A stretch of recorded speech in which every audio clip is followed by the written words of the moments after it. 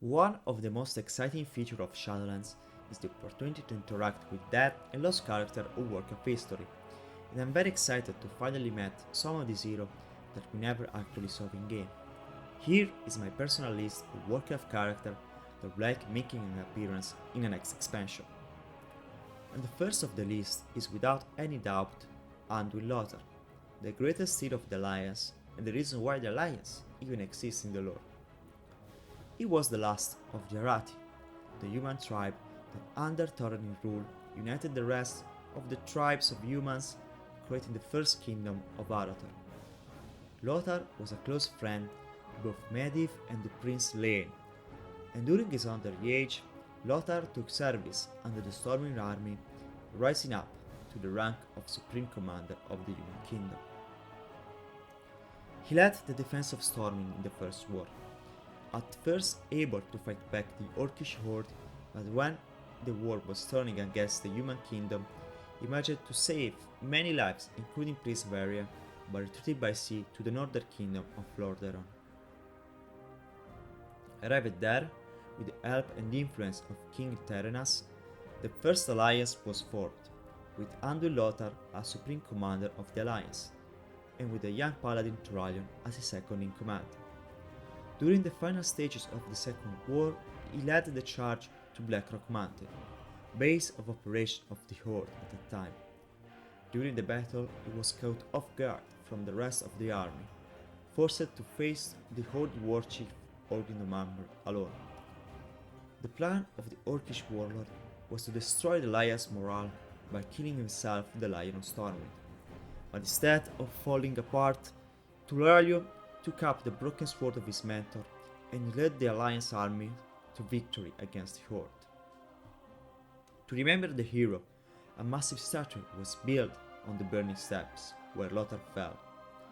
Anduin Wrynn, the current king of Storming, was named by his father after Lothar, that saved his life when he was younger. Also, the iconic classic sword Ascandri, which is dropped by Nefarian in Blackwing Glare, is probably related to Lothar as well. The item description says the initial A and L etched on the hilt. It was never been confirmed if he actually owned this sword, but I do say that it's a nice reference. Obviously, if we have the chance, we will surely meet him in the Zone of Bastion. I will not be surprised if he's teaching how to fight to a Kiran aspirant alongside his friend Lane. Another great hero that totally deserves to be in the next expansion is Broxikar Sarfang, brother to the deceased Varrock, a veteran of war that looked for redemption by an honorable death to be the only survivor of his Orcish squad in the Third War.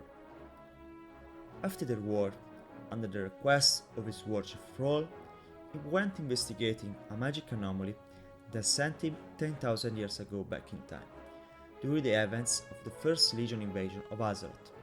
Broxikar helped the Night Elf Rebellion fighting the demons alongside the human mage Ronin and the dragon Coriastrats.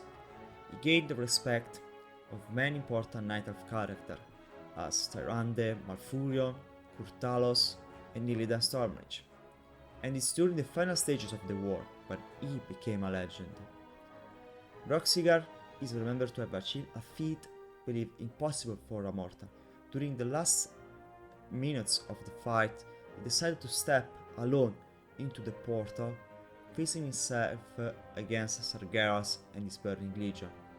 Then he charged alone and did something believed impossible.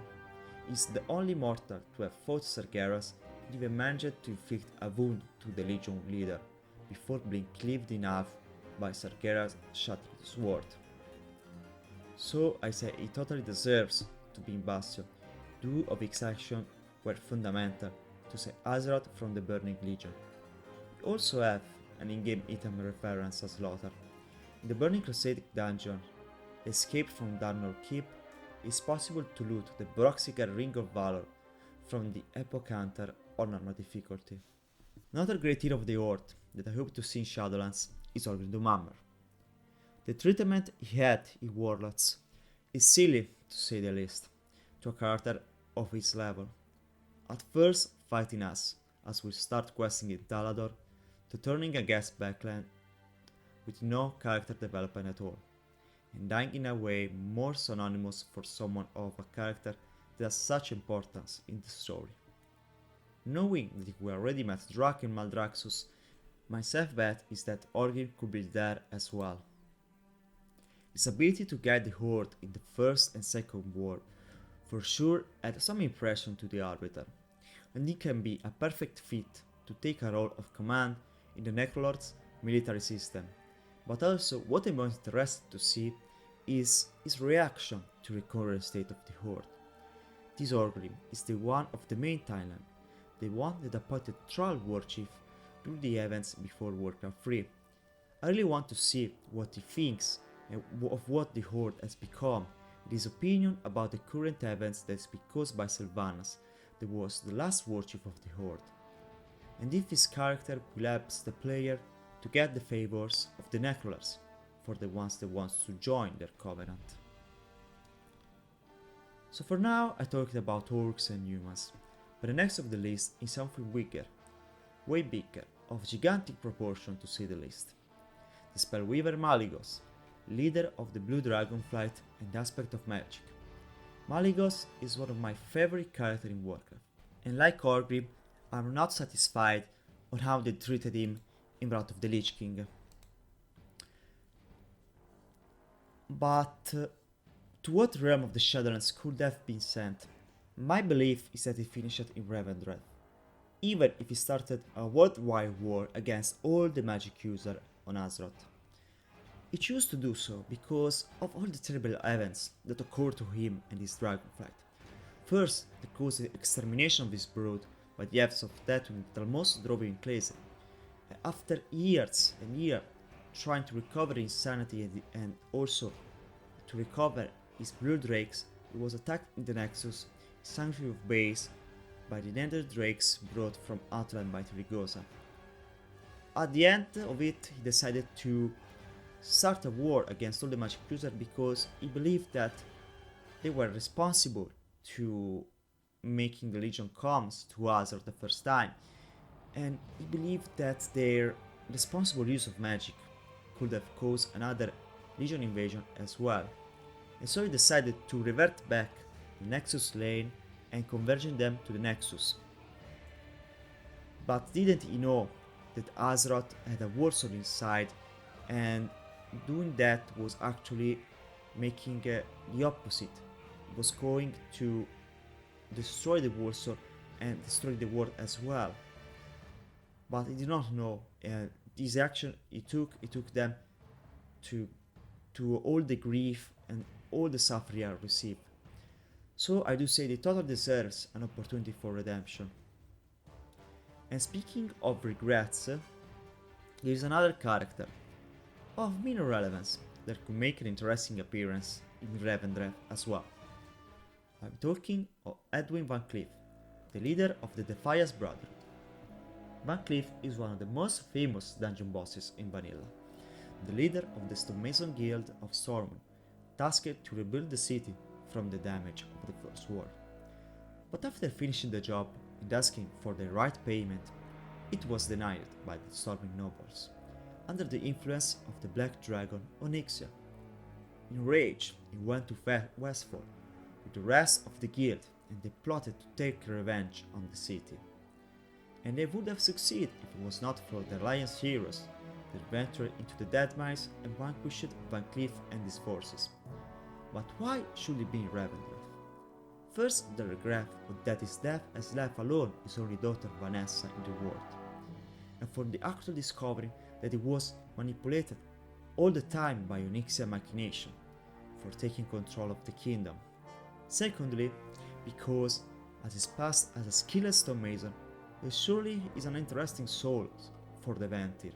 These guys really loves living in big, spooky castle, and the bigger one is even going to be the first raid in Shadowlands. I'm totally up for a small appearance of him working as a stonemason for the Ventir, and maybe even his iconic line, "None may challenge the Brotherhood." And last, but not the least, is Idalas Blackmoor, master of Darnell Keep and one of the protagonists of the rise of Horde. Idris was the son of Idolin Blackmore, a human general guilty of selling state secrets to other human kingdoms. At first, Idris wanted to clear his family name by obtaining great results during the Second War, and it was actually giving him control to an orc inanimate camp outside his fortress and appointed as overseer of all the orcish internment camp in Azeroth. But he was not happy with it. He believed that the alliance leader still looked at him as the son of a traitor, and he believed to have a secret weapon to use against them. Before the ending of the First War, Blackmore and his soldier found the dead body of an orcish couple, and with more surprise they found the newborn child of them still alive. Despite the first thoughts of killing that creature, he ultimately decided to keep the baby and raise it. Didn't he know that the child that he named Thrall would be the one that will bring him his demise? In the later years, he trained Thrall not only as a gladiator, but also as a leader, teaching him, for example, how to write and how to read. Blackmore's plan was to use Thrall to lead an army of orcs under Only's rule and take the crown of Lordaeron. The failures of his plan came at the fact that he treated Thrall only as an instrument, and the habits of the human didn't help as well. His dependence from alcohol and abusive relationships with the orc friend Tereta Foxhole made the young orc hate his master. Later on, Tereta will take part on Thrall's escape from Darnell, and we player had the opportunity to take part in those events in a dungeon in the Covers of Time.